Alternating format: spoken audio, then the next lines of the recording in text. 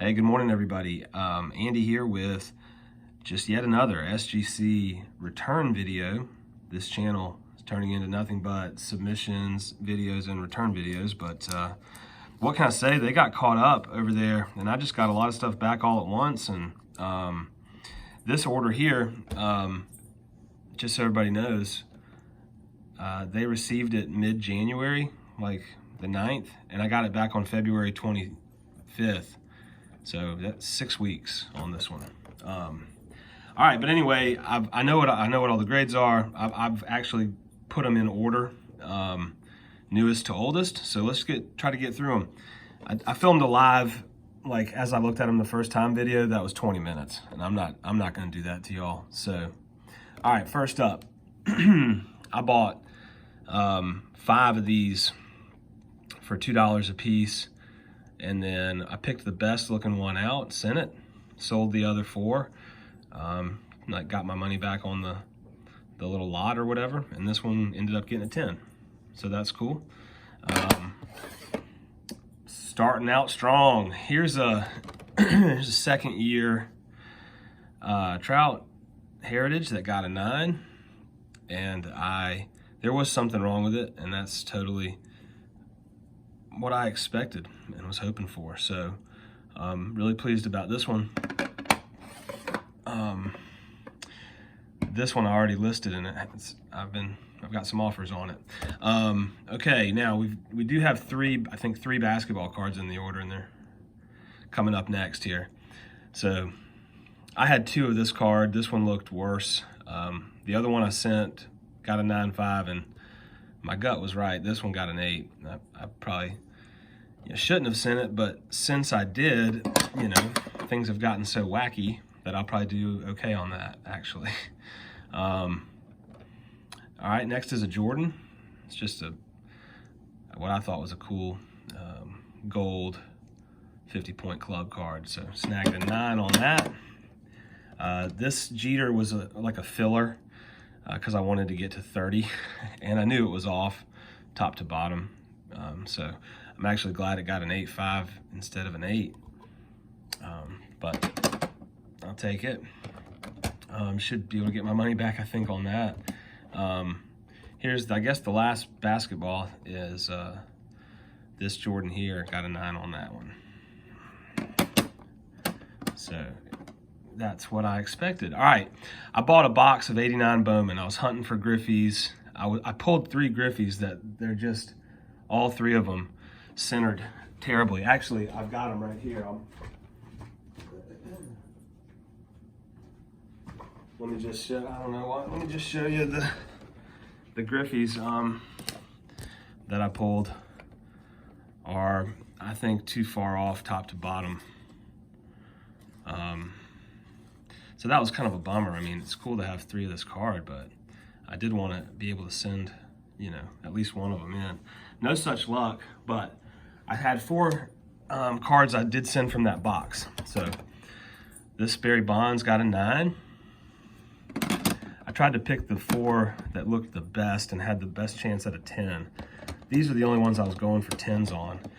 And the cool thing is, I was successful. So a couple of Nolan Ryans that they thought were gem mint. So that's awesome. And then, of course, this one I love, the Smoltz rookie got the 10.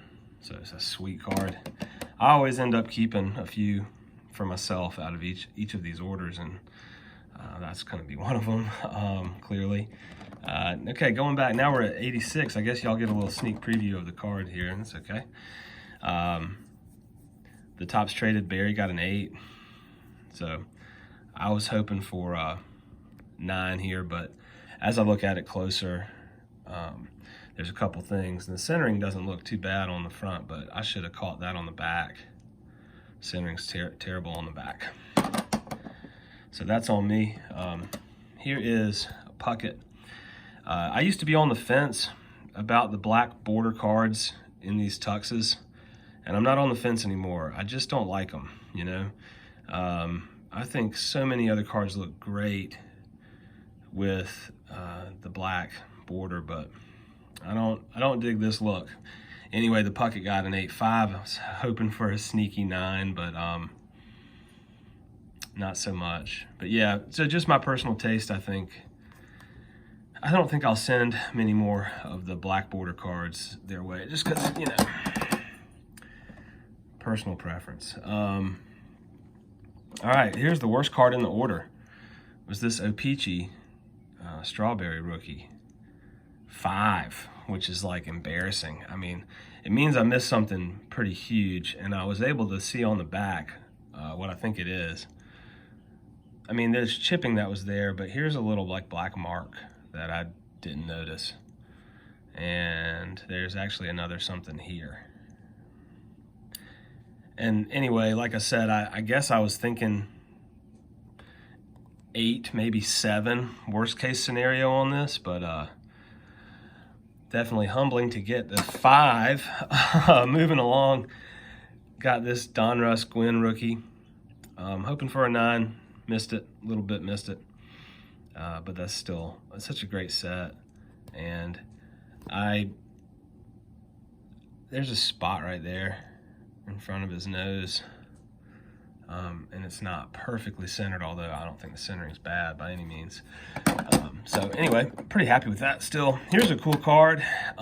Believe it's in the top 80 of the 80s or top 100 of the 80s, but it's Ozzie Smith's first Cardinals card. So the 82 tops traded, and that's what I was hoping for on this one. So nice mint example. And the red just pops, man, in the case. So just a really good looking card. The Wizard. We're going to have a Rickey Henderson run here next, and we're getting into the second stack, which is vintage. So I sent in a couple of second-year Rickies, and it's just a tough card, man. So I got an 8 on that one. Also had the Donruss.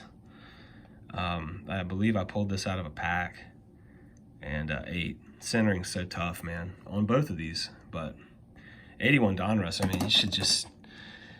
I highly recommend, I mean, if you can even find it anymore, but it's fun to rip that product, but like the cards come out of the packs, I mean, they're like half of them miscut. Okay, vintage here. Here's a couple big boy cards. So I had been buying a lot of these, and I sent the 2 best looking ones I had. I was hoping for at least 8s on them, but I got a 7.5 on this one, which I think was the better centered of the 2 as far as I could tell, but this one did get an 8. So that's sweet. I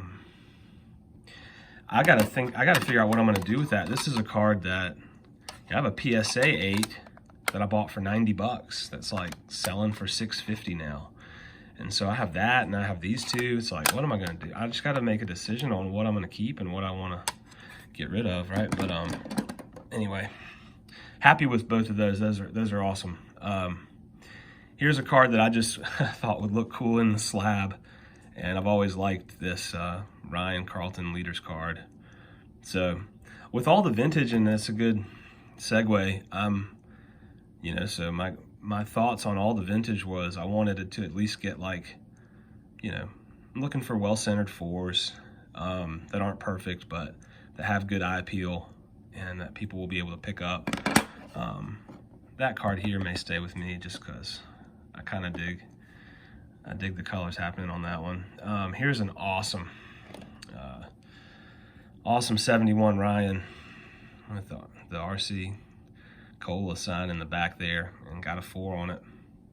Definitely rough around the edges, but just a sweet card, and probably one I'm hanging on to. So, all right, next, going back, so we're still going back in time here. 65, I have a couple of 65s. Sent the Bob Gibson in, got a 5 on it. So happy. Again, I'm kind of shooting for 4s with most of the vintage. There are a couple that I thought looked nicer. And maybe I was hoping for a 5.5 or a 6 on this, but I'm quite happy with the result. You know, sometimes it goes the other way though. So here's one I was hoping would get a 4, and it got a 3. But that's an awesome Clemente card. So since it's a, yeah, again, I'm gonna want to keep a lot of this stuff, but I can't keep it all. Here's the highest graded vintage one in the order. A lot of folks think he should be in the Hall, and I don't necessarily disagree if you look at his numbers. Tommy John rookie got an 8, which is just freaking awesome for this set. It's so sharp. It's not even dead centered. It's pretty good, but it's a little off left to right. So centering be a little better. This might be a mint card. It's super clean. So that's awesome.